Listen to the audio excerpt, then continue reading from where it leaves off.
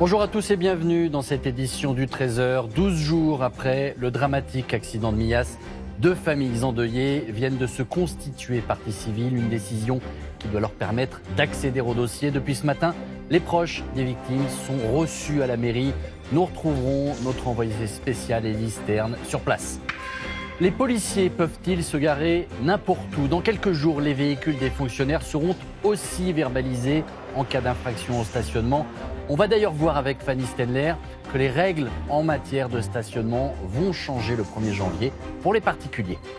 Les menuisiers débordés en cette fin d'année, de nombreux contribuables les sollicitent pour bénéficier du crédit d'impôt isolation qui va diminuer le 1er janvier. À suivre notre reportage chez un spécialiste de fenêtres. Dans votre 13h, nous nous intéresserons également aux erreurs de livraison du Père Noël. Dans quel cas peut-on échanger ou se faire rembourser ses cadeaux? Quels sont vos droits? On verra ça dans un instant avec Simon Ricotier. Enfin, la suite de notre série de Noël. Cette semaine, nous vous faisons partager le quotidien de professionnels sur le pont pendant les fêtes. Aujourd'hui, nous irons au Ménuire accompagner les pisteurs et les moniteurs. Elles veulent savoir pourquoi leur enfant est mort le 14 décembre sur un passage à niveau à Millas. 2 familles endeuillées par ce dramatique accident entre un train et un car scolaire viennent de se constituer partie civile, une démarche qui doit leur permettre d'avoir accès au dossier. Depuis ce matin, les proches des victimes sont également reçus par les autorités locales. Frédéric Rota avec Élise Stern et Christelle Chabot. C'est un moment important pour les familles des victimes. En se rendant ce matin à la mairie de Saint-Filiou-d'Aval, elles ont beaucoup de questions à poser, notamment sur les démarches administratives à entreprendre. La mairie doit aussi les informer sur les aides dont elles peuvent bénéficier. C'est aussi un peu de réconfort qu'elles viennent chercher, car peu après le drame, certains parents s'étaient sentis abandonnés par les pouvoirs publics, comme cette grand-mère que nous avons rencontrée il y a quelques jours. Aucun soutien, aucune aide, de marbre. Pas de réconfort. À un moment donné, la maman d'un petit qui est décédé a craqué parce ils sont restés 10 heures avec une petite fille de 2 ans, 3 ans. On n'a même pas apporté à manger à cet enfant.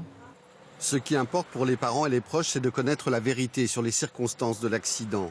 2 familles se sont constituées partie civile auprès du tribunal de Marseille. Elles auront désormais accès aux éléments de l'enquête. Les parents de victimes, en tout cas ceux que je représente, n'ont pas de réelles informations sur ce qui s'est passé. Et donc ça, c'est important pour eux. Et c'est leur principale occupation aujourd'hui, c'est de connaître la vérité. Pour l'heure, il n'y a aucune certitude dans le dossier. Les familles s'interrogent sur le traitement médicamenteux que prenait la conductrice. Le parquet fait savoir qu'à ce stade de l'enquête, il n'y a aucun lien de causalité entre ce traitement et la collision. Et c'est Élise Stern que nous retrouvons en direct de Saint-Filiou-d'Aval. Bonjour Élise, on vient de le voir, les familles sont reçues depuis ce matin à la mairie. Des aides vont leur être proposées. Oui, depuis ce matin, c'est un accueil individualisé qui est proposé aux familles qui le souhaitent, celles qui ont perdu un enfant bien sûr, mais aussi celles dont les enfants sont toujours ou ont été hospitalisés. Ce matin, l'important, c'était surtout de les accueillir, qu'elles se sentent accompagnées. Le maire de Saint-Filiou-d'Aval est sur place, ainsi que des membres de la cellule d'aide psychologique. Cet après-midi, des juristes d'associations de victimes comme la FENVAC ou France Victimes seront aux côtés des familles afin d'évaluer leurs difficultés, leurs besoins et de les aider dans la suite des démarches à entreprendre. La question de l'indemnisation sera également abordée avec l'assureur de la compagnie de car. Le préfet s'est également engagé à recevoir les familles qui le souhaitent après des critiques de certaines d'entre elles sur le manque d'accompagnement.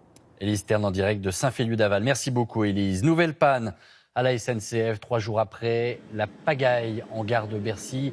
Un problème électrique perturbe depuis ce matin le départ des trains à la gare Saint-Lazare à Paris. Gare Saint-Lazare où vous vous trouvez, Christelle Méral. Bonjour Christelle. Quelle est la situation sur place actuellement ? Eh bien, gare Saint-Lazare, ici, le trafic reprend progressivement. Alors la panne s'est produite ce matin à 9h40 précisément. Et là, blocage total, plus aucun train vers la Normandie, pas d'intercité et pas de train de banlieue non plus vers la banlieue ouest. Alors la panne a été rétablie juste avant midi. Les trains repartent donc. Cependant, certains voyageurs ont eu plus de 2 heures, 2 heures et demie de retard. Certains sont très mécontents. Je vous propose de les écouter. J'en peux plus. On n'en peut plus. Les Français n'en peuvent plus. Mais là, en gros, qu'est-ce qui se passe pour vous ? Parce qu'il y a un problème électrique, donc ils ne sont pas capables de nous donner des infos. Voilà. C'est ça le problème. Ça m'est arrivé il y a 15 jours à Montparnasse. Bon, c'était les LGV, c'est 4 heures. Et là, vous voyez, on m'a dit, depuis 9h30, non, en fait, il n'y a aucun train depuis 9h30. On m'a fait un justificatif. Donc moi, SNCF, je veux bien, mais à quelle heure ? Christelle, est-ce que l'on en sait un petit peu plus sur l'origine de cette nouvelle panne ? Oui, alors il semblerait qu'il s'agisse d'une panne électrique, une panne d'alimentation qui concerne certaines installations, comme par exemple la signalisation. Alors une quinzaine de techniciens étaient à pied d'œuvre immédiatement, nous dit la SNCF. Ils ont même cru que la panne était rétablie aux alentours de 11h. Ça a même été annoncé à certains voyageurs, mais il a fallu attendre 11h50 pour que la panne soit finalement rétablie. Alors c'est un couac de plus après les nombreux problèmes que connaît la SNCF, a commencé par dimanche, le jour du réveillon de Noël. 2000 voyageurs bloqués gare de Paris-Bercy. Le problème là, c'est qu'il n'y a pas de réservation obligatoire sur les intercités et les TER. Et il y a eu plus de voyageurs que prévu. Et puis, début décembre, il y a eu un problème informatique, gare Montparnasse. Et en juillet, alors là, grosse paralysie, gare Montparnasse également. 100 000 voyageurs qui étaient bloqués. Des incidents à répétition qui s'expliquent par la vétusté des lignes de chemin de fer. Des voies de chemin de fer qui ont en moyenne 30 ans. Christelle Méral depuis la gare Saint-Lazare. Merci beaucoup Christelle. Des malades de la thyroïde se battent pour récupérer l'ancienne formule du Levothyrox. Une quarantaine d'entre eux, se plaignant d'effets secondaires, ont demandé à la justice d'obliger le laboratoire Merck à leur donner en urgence leur traitement. Isabelle de Lyon avec David Bress. Si ces femmes vont bien aujourd'hui, c'est parce qu'elles sont allées en Espagne chercher l'ancienne formule du Levothyrox. Je me suis fait accompagner le 19 septembre.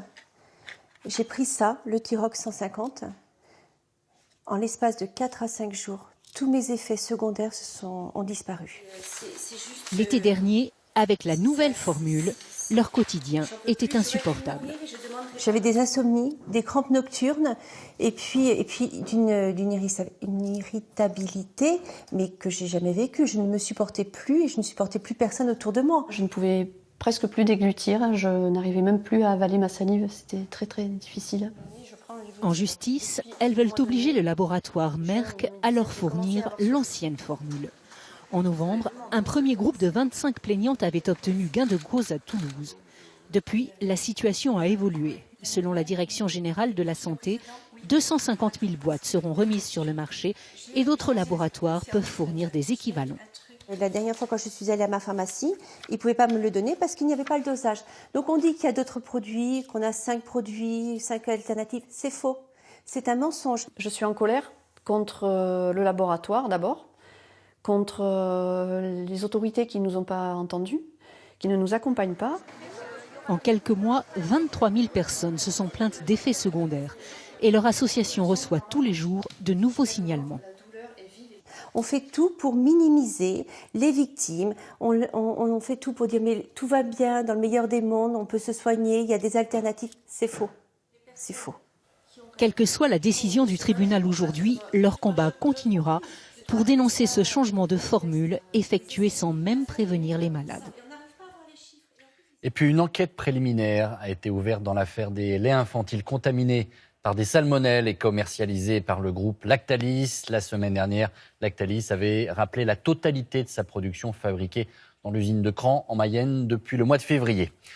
Je vous le disais dans les titres, les menuisiers ne savent plus où donner de la tête en cette fin d'année 2017. Ils doivent faire face à une demande accrue de clients, des contribuables qui veulent bénéficier du crédit d'impôt isolation actuellement en vigueur.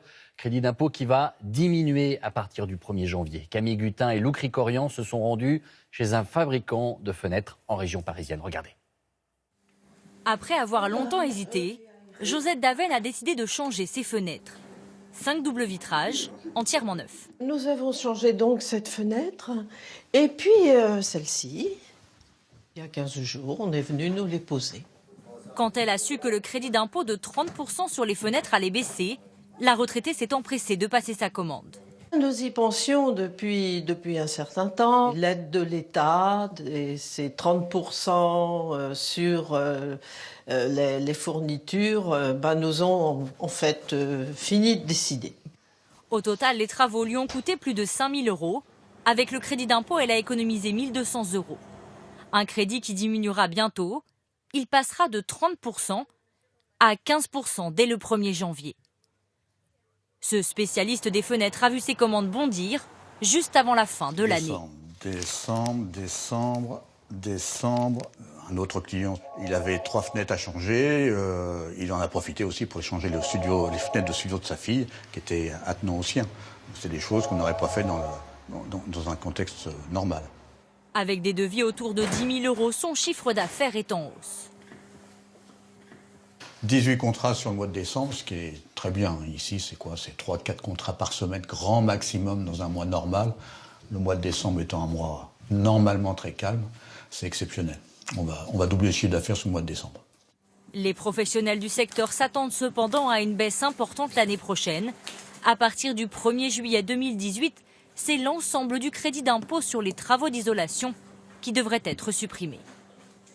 Autre changement en perspective à partir du 1er janvier, les règles d'infraction liées au stationnement. On va voir dans un instant avec Fanny Stenler quels seront les montants de vos futurs PV. En tout cas, visiblement, tout le monde est concerné, y compris les policiers à qui leur hiérarchie a demandé d'être exemplaires et d'arrêter de se garer n'importe où. Une association de cyclistes recense même les photos des infractions commises par les fonctionnaires. Joséphine Devambé avec Victor Maltroit et Mathieu Birdel. Une voiture garée sur la piste cyclable. Il s'agit d'un véhicule de police banalisé. Juste derrière, un autre camion mal garé, lui aussi appartenant à la préfecture de police. Des libertés en matière de stationnement que les policiers ne devraient pas s'autoriser selon cette association de cyclistes. On constate un peu partout dans Paris le non-respect de la part des motorisés vis-à-vis des cyclistes. Et si en plus la police montre le mauvais exemple, on ne va pas s'en sortir. L'association appelle les internautes à dénoncer ces infractions sur les réseaux sociaux. Photos à l'appui. Ici, une voiture stationnée sur une voie de bus, le temps d'acheter un sandwich. Là, une autre, en travers d'une piste cyclable.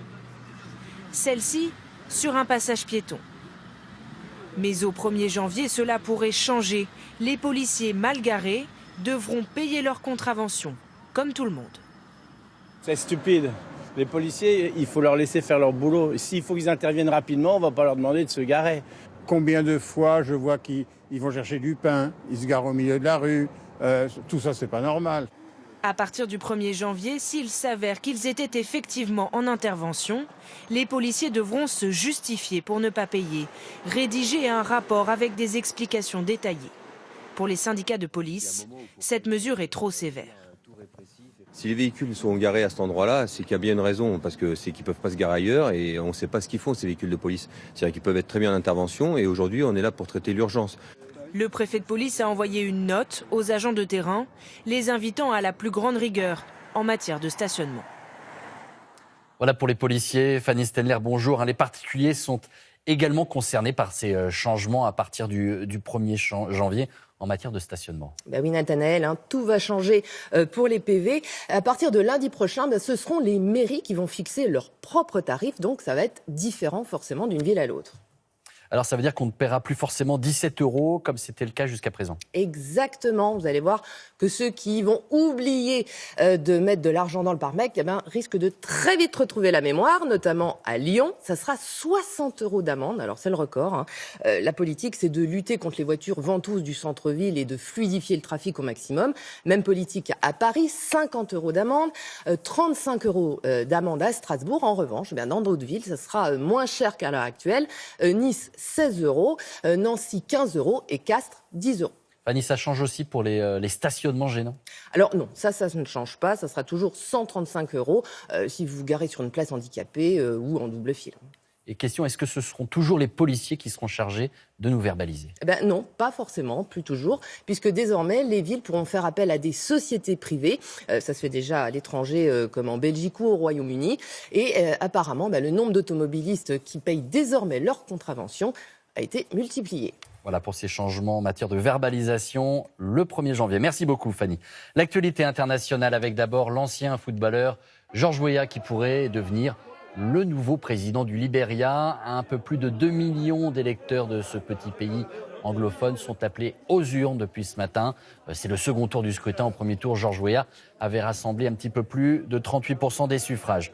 Le Canada et le nord des États-Unis doivent faire face à une vague de froid intense. Les températures pourraient atteindre les moins 40 dans certaines régions. Un épisode polaire qui pourrait perdurer plusieurs jours avant de se déplacer vers l'Europe dans les prochaines semaines. Hugo Pufnet. De ce carrefour, on aperçoit à peine les feux tricolores. Et conduire devient particulièrement périlleux. Plusieurs États de la côte est des États-Unis ont été touchés par le blizzard hier. Une tempête de neige, un vent glacial et des températures allant jusqu'à moins 15 degrés. Conséquence à Boston, l'aéroport a annulé tous ses vols pendant plusieurs heures, au départ comme à l'arrivée. Des milliers d'Américains se retrouvent bloqués dans ces bouchons causés par la neige. C'est tout le pays qui est touché.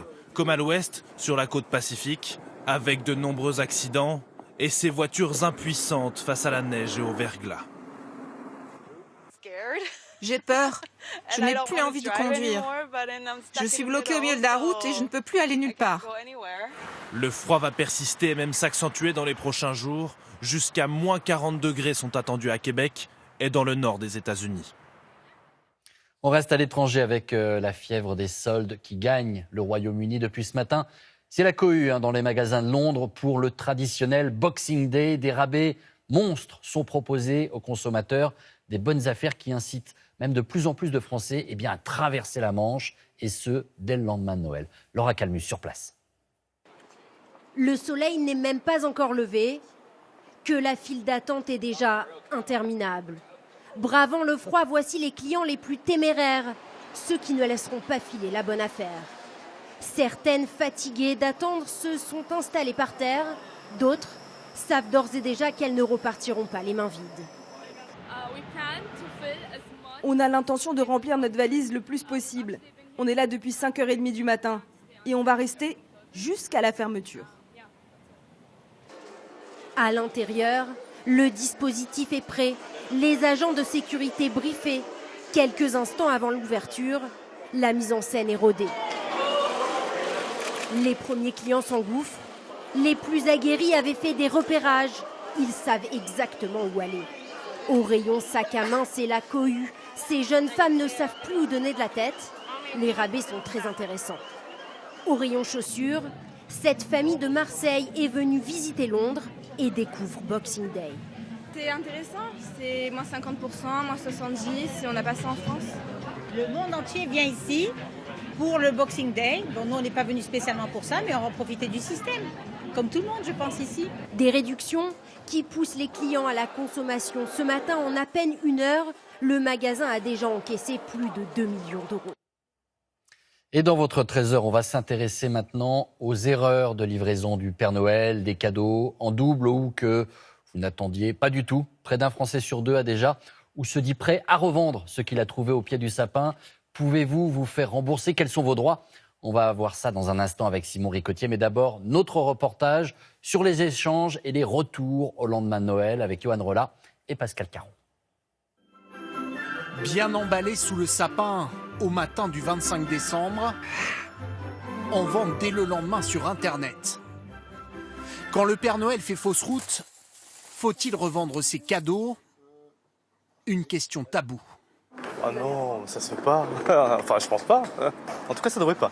Changer, oui, parce que la couleur me plaisait pas ou c'était pas la bonne taille, mais revendre, jamais. On demande le ticket de caisse, des choses comme ça, quoi, mais on ne dit pas toujours parce qu'on a peur de gêner. Rares sont ceux qui le confessent et pourtant, selon un sondage, 48% des Français ont déjà revendu leurs cadeaux ou envisagent de le faire. Pour cet étudiant, ces drôles de séances photos sont même devenues un rituel. Cette année, il se débarrassera sans aucun complexe de ce briquet, de ses verres à pied et de cette paire de chaussons. Par exemple, prenons les pantoufles, je vais décrire exactement ce que j'ai envie de vendre. Chaussons bleus, entre parenthèses, Noël, pour que les gens sachent que c'est vraiment tout neuf, quoi. J'ai reçu ça hier, j'ai remercié la personne, je lui ai dit que j'en avais déjà et que du coup j'allais les revendre. Ah, vous l'avez dit carrément? Ouais, moi je dis, j'ai pas de problème avec ça. C'est qui vous l'a fait? C'est ma grand-mère. Plus aucune culpabilité. Un phénomène qui fait les affaires des sites spécialisés. Sur Le Bon Coin, le nombre d'annonces de jouets augmente ainsi de 40% après Noël. 700 000 annonces de plus sur eBay, un demi-million sur Price Minister, où les DVD et les livres en tête de gondole dans les magasins sont aussi les objets les plus revendus. Souvent, vous les recevez en double, alors ils ne vous font pas spécialement plaisir, vous n'en voyez pas l'utilité, vous n'avez pas forcément envie de le lire ou de le voir. Même tendance désormais dans tous les magasins de jouets. Ça arrive que le cadeau ne plaît pas, mais par exemple, tant que le jouet n'a pas été ouvert, nous on le reprend. Des retours plus fréquents quand les cadeaux sont offerts par de la famille éloignée ou des collègues. Les cadeaux de conjoints ou de frères et sœurs reviennent plus rarement dans les rayons. Voilà pour les petites erreurs au pied du sapin. Simon Récotier, bonjour. Alors si mon cadeau ne me plaît pas, que puis-je faire? Comment l'échanger? Comment me faire rembourser? Alors, pour les retours en magasin, chaque enseigne fixe ses propres règles. En théorie, rien n'oblige une boutique à reprendre les cadeaux, mais dans la pratique, la plupart proposent l'échange, le remboursement ou un avoir. C'est le vendeur qui décide, tout comme le délai. Cela peut être 15 jours ou plusieurs mois. Dans tous les cas, pensez à vous munir du ticket de caisse, c'est impératif. Alors si je laisse le délai pour me faire rembourser, est-ce que je peux quand même récupérer mon dû? Alors dans ce cas, il vous reste une option, faire jouer la garantie légale de conformité. Si le produit est défectueux, endommagé ou qu'il n'est pas conforme à la description, le vendeur a l'obligation de le remplacer. Cette garantie, elle est valable 2 ans et pour la faire valoir, il faut envoyer une lettre recommandée avec accusé de réception. Ça, c'est pour les cadeaux achetés en boutique. Pour les cadeaux achetés sur Internet, comment ça se passe? Alors sur Internet, l'atout majeur du consommateur, c'est le droit de rétractation. En clair, vous avez 14 jours après la date de livraison pour avertir le vendeur que vous souhaitez renvoyer le produit et 14 jours de plus pour l'expédier. Quelle que soit la raison du retour, vous serez remboursé. Mais attention, le produit doit être en parfait état. Les CD ou DVD encore sous plastique, les vêtements pas tachés, les produits de beauté pas ouverts et ainsi de suite. Et merci à vous Simon pour ces explications. Le réveillon de Noël tire à sa fin, celui de la nouvelle année se dessine. Déjà, peut-être allez-vous vous mettre sur votre 31 pour la soirée de la Saint-Sylvestre. Tiens, savez-vous d'ailleurs ce que signifie l'expression « se mettre sur son 31 » ? C'est notre séquence Mémoire d'écran. Anne Guéry s'est plongée dans l'art de la fête des années 60 à aujourd'hui. Regardez.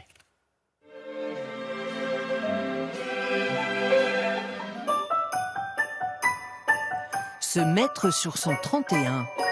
C'est s'habiller en smoking, en cravate, enfin, une belle tenue, quoi. Ça veut dire se faire très élégant. C'est de mettre ses plus beaux habits, se mettre le mieux en...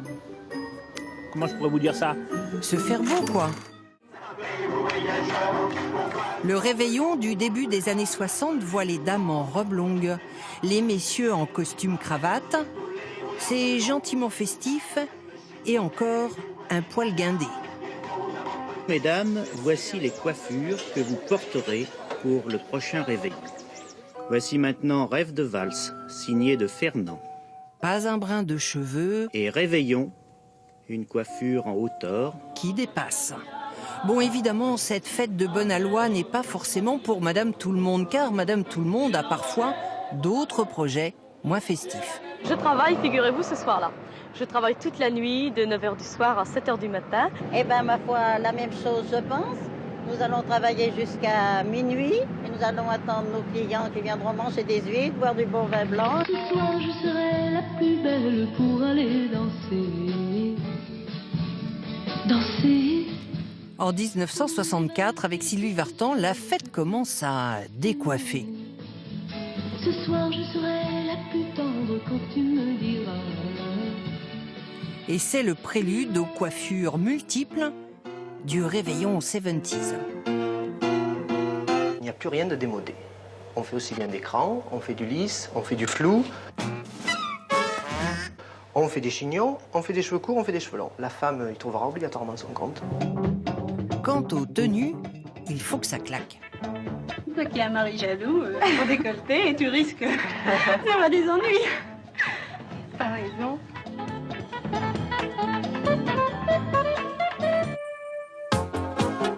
La tendance « je ressemble à un sapin de Noël » pour les fêtes trouve son apogée dans les années 80. Strass et paillettes, paillettes et strass, on ne mégote pas. Vous mettez beaucoup d'argent pour les vêtements, par exemple, pour ce soir-là? Ah oui, alors là, on a fait la strass, vous voyez, mais ça, c'est quand même tout aperçu. Mais sinon, ça va vraiment, on va se déchaîner, coiffure, tout. Et les voilà parés pour réveillonner au rythme d'une chanson acidulée du groupe ABBA.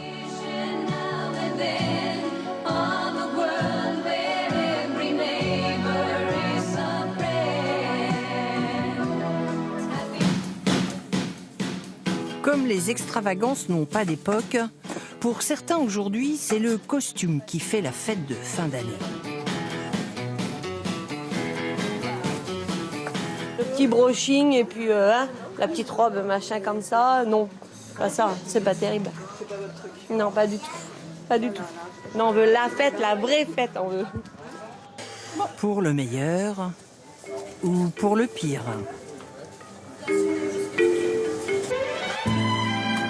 Finalement, se mettre en beauté pour la fin de l'année, c'est un peu s'offrir une parenthèse enchantée. C'est pour se donner l'occasion d'être bien un soir. Et puis de toute façon, on n'a pas l'occasion de se faire plaisir tout le temps. Donc on travaille, on mène une vie toute l'année qui n'est pas évidente. Et donc une fois dans l'année, je trouve que ça fait du bien qu'on s'occupe, que quelqu'un s'occupe de nous. Un habit de lumière, peu importe qu'il soit chic ou choc, on lui demande juste d'être hors de l'ordinaire pour que la fête soit belle.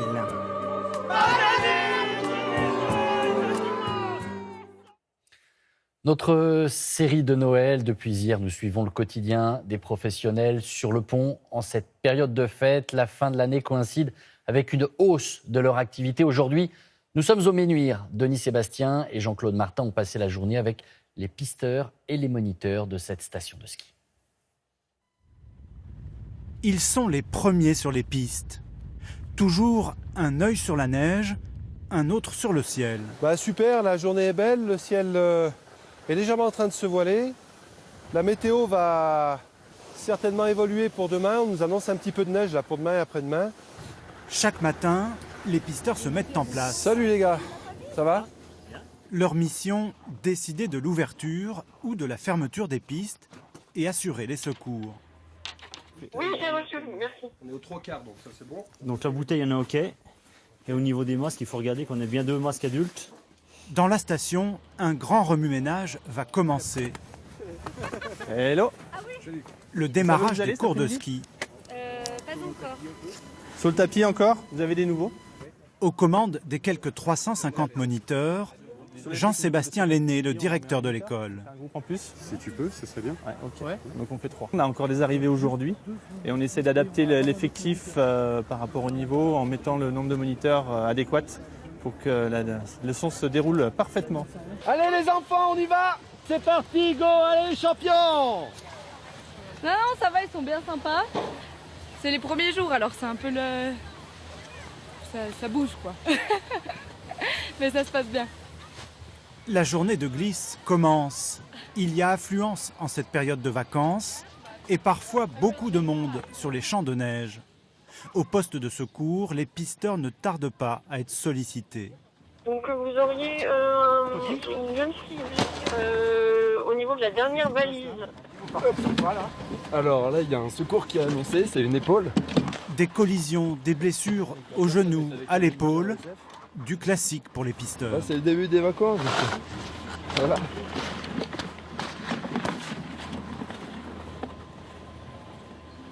C'est un skieur qui lui est rentré dedans. Essaie de te redresser, ma grande. Essaie de te mettre debout pour voir. Là, je te fais pas mal quand j'appuie là. Tu peux juste bouger le bras comme ça là. Ça va quand tu bouges? Ok.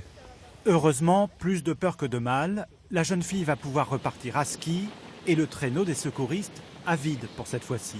Bonjour, messieurs, dames. C'est vous les 15. Ils sont venus réserver tout à l'heure. Et vous skiez pas, vous? Midi, l'heure de la pause déjeuner pour les vacanciers, le coup de feu pour le personnel de ce restaurant d'altitude. Allô, ça marche, un steak haché enfant, 3 bolos enfants avec une 4 fromages. C'est très rapide. C'est une cadence là entre midi et 13h30 où l'affluence arrive et on n'a pas le droit trop à l'erreur. Et voilà, parce qu'en salle, il faut que ça sorte. Et, les skieurs sont là pour profiter de leur plaisir du ski. Voilà. Des clients souvent pressés. En quelques heures, jusqu'à 300 couverts servis.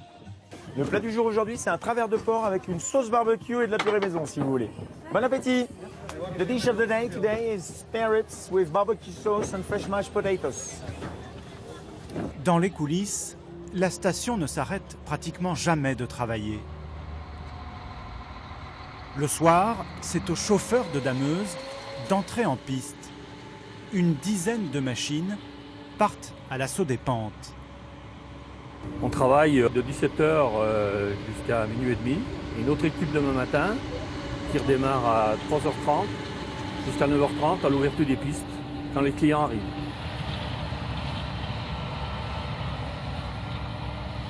Il faut aimer travailler tout seul déjà parce que, et puis la nuit, pas toujours évident quand il fait mauvais temps ou tempête qu'on voit rien quoi. Mais autrement c'est un métier plaisant quoi. Pendant que les skieurs dorment, les dameurs effacent leurs traces, nivellent, tapissent le manteau neigeux jusqu'à l'aube d'une nouvelle journée. Notre feuilleton consacré cette semaine à quelques-uns des plus beaux contes de votre enfance, les fameux contes des frères Grimm. Aujourd'hui, nous allons nous plonger dans l'histoire de Blanche-Neige, une jeune fille à la peau blanche comme la neige et qui ne serait pas qu'un personnage imaginaire.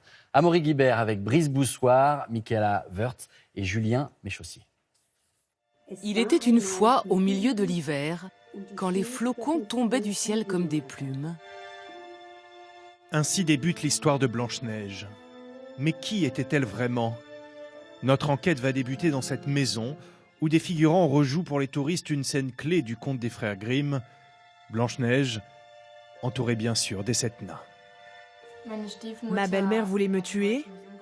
Elle a engagé pour cela un chasseur. Mais il m'a laissé partir dans la forêt et j'ai ensuite découvert la maison des 7 nains. Une jeune fille à la peau blanche comme neige, aux lèvres rouges comme le sang, aux cheveux noirs comme l'ébène, qui a dû fuir sa méchante belle-mère. C'est un conte, mais dans la région, 2 villes revendiquent très sérieusement le titre de berceau de Blanche-Neige. À Bad Wildungen, tout d'abord, l'histoire rappelle à beaucoup le destin d'une princesse qui a bel et bien existé. Vous voyez en haut les armoiries de la famille de Margaretha von Waldeck. Spécialiste de l'histoire locale, Eckhard Sander a une théorie. La véritable Blanche-Neige a vécu dans ce château au XVIe siècle.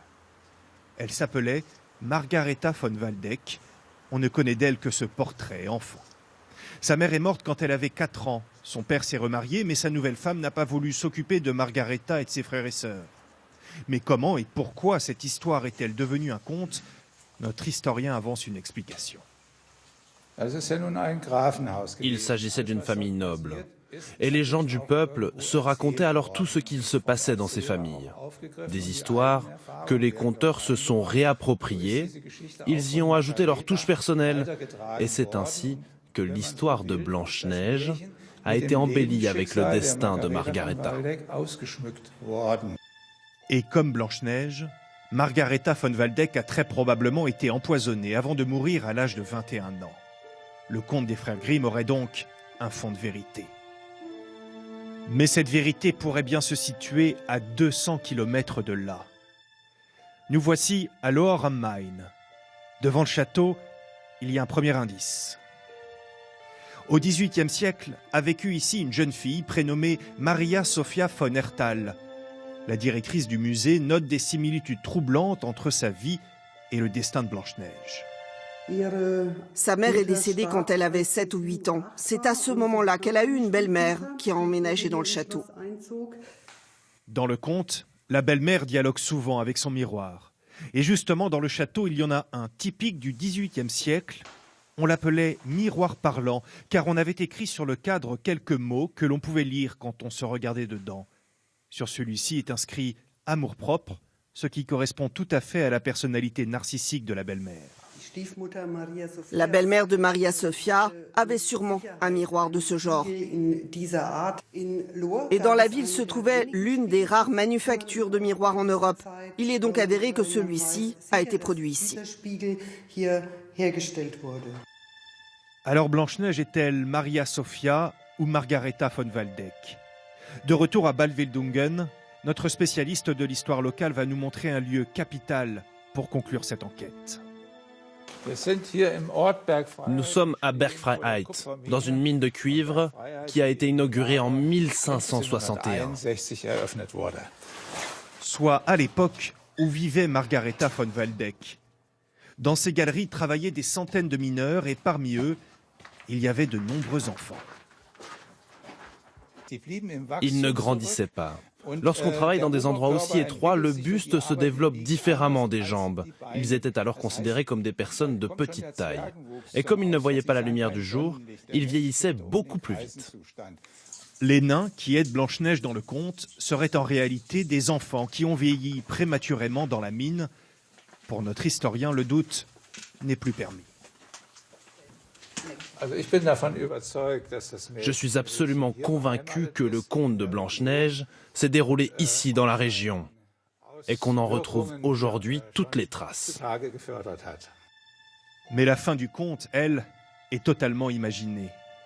Blanche-Neige va survivre à son empoisonnement, sauvée par un prince tombé fou amoureux d'elle. La méchante belle-mère en sera quitte. Le miroir disait à ma belle-mère, vous êtes la plus belle, mais la jeune princesse est encore 1000 fois plus belle que vous. Et la méchante belle-mère va en mourir de jalousie, car dans les contes, les méchants ne gagnent jamais. Un adage que nous pourrons vérifier dès demain avec notre conteuse et 2 histoires dont les héros sont des enfants. Et la suite, bien sûr, demain. C'est la fin de ce journal. Merci de l'avoir suivi. À suivre la météo d'Anaïs Baïdemir à 20h. Vous avez rendez-vous avec Julien Bugier. On se quitte avec ces images du bout du monde, dans le nord-est de la Chine précisément. Là-bas, depuis 2000 ans, on pêche sous la glace avec l'aide des chevaux. Je vous retrouve demain, toujours à 13h, toujours avec plaisir.